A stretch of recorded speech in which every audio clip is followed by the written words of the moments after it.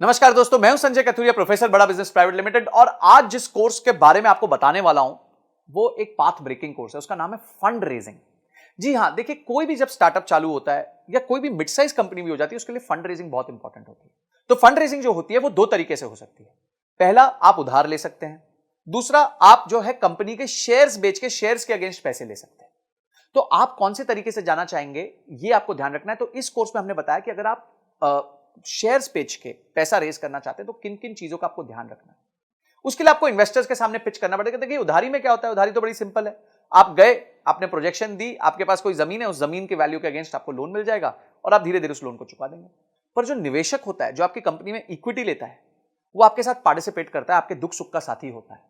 तो इसीलिए उसको आपका बिजनेस के समझना बहुत ज्यादा जरूरी होता है। और इसमें आपको बहुत चीजों का ध्यान रखना पड़ता है। पहले आपको ध्यान रखना पड़ता है कि किस तरीके के निवेशक को आपको आपको जिसके पास जाना चाहिए, आपका ऑब्जेक्टिव क्या है फंड रेज करने का, आपको इन्वेस्टमेंट चाहिए क्यों, आपका बजट क्या है, आप क्या करोगे उस पैसे के साथ। उसके बाद जब आप पैसे ले लोगे तो उसमें कहां उसको निवेश करोगे, निवेश करने के बाद किस तरह के रिटर्न्स कमा के दोगे। समझिए, आज आपका रेवेन्यू 1 करोड़ रुपए साल का है और आपने 5 करोड़ रुपए रेज किए, तो इस 5 करोड़ के साथ क्या आप अपने बिजनेस को 1 करोड़ रुपए साल के से लेकर 10 करोड़ तक लेके जा सकते हैं।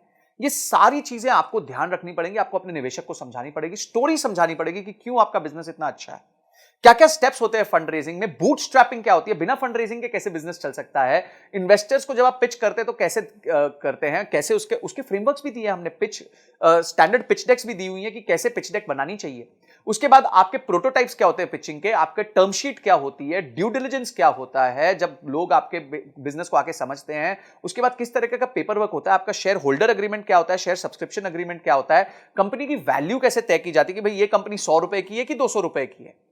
उसके बाद आप एंजल इन्वेस्टमेंट कैसे ला सकते हैं, वेंचर कैपिटलिस्ट को कैसे ला सकते हैं। और उसके साथ साथ हमने ये देखा है कि कुछ अच्छे एंटरप्रेन्योर्स से मिलकर हमने ये पता किया कि उन्होंने फंड रेज कैसे किया था, उनकी जर्नी कैसी रही है, उनके लिए कभी क्या प्रॉब्लम्स आई और उस प्रॉब्लम्स को उन्होंने कैसे सॉल्व किया। और अंत में जाके बॉम्बे स्टॉक एक्सचेंज में घंटी बजानी है, आईपीओ लेके आना है। तो किस तरीके से आप अपने बिजनेस को बिल्ड कर सकते हैं, कि इन्वेस्टमेंट बैंकर कौन होता है, उसका रोल क्या होता है आपके बिजनेस में, और किस तरीके से आपको फंड लाके देता है। आप उसके बाद इन्वेस्टर रिलेशंस कैसे मैनेज करते हैं, जब निवेशक बोर्ड पे आ जाता है उसके साथ कैसे अपना आप रिलेशन मैनेज करेंगे। ऐसी 32 पावरफुल वीडियोस हमने बनाई हैं जिसमें case studies, examples, real life cases हमने लिए हैं, जिसको आप यूज करके फंड रेजिंग कर सकते हैं। तो बाप रे, इतना सुनने के बाद ही आपको मन करना चाहिए कि मैं इस कोर्स को अनलॉक कर लूं, इमीडिएटली अनलॉक कर लूं और जाके सारे वीडियोस को ध्यान से पढूं, उसको इंप्लीमेंट करूं और उसके बाद उसके रीडिंग मटेरियल्स को पढ़ के उसको और डीप में समझूं। तो ये सारी चीजें हमारे एक ही कोर्स में इतना सब आपको मिल जाएगा, इतनी सारी आपकी प्रॉब्लम सॉल्व हो जाएंगी।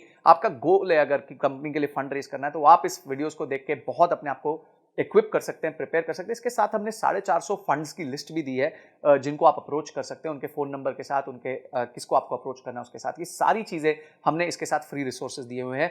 तो इमीडिएटली जो है एक्शन लीजिए, क्योंकि एक्शन के बिना कोई परिवर्तन नहीं आएगा, कोई चेंज नहीं आएगा।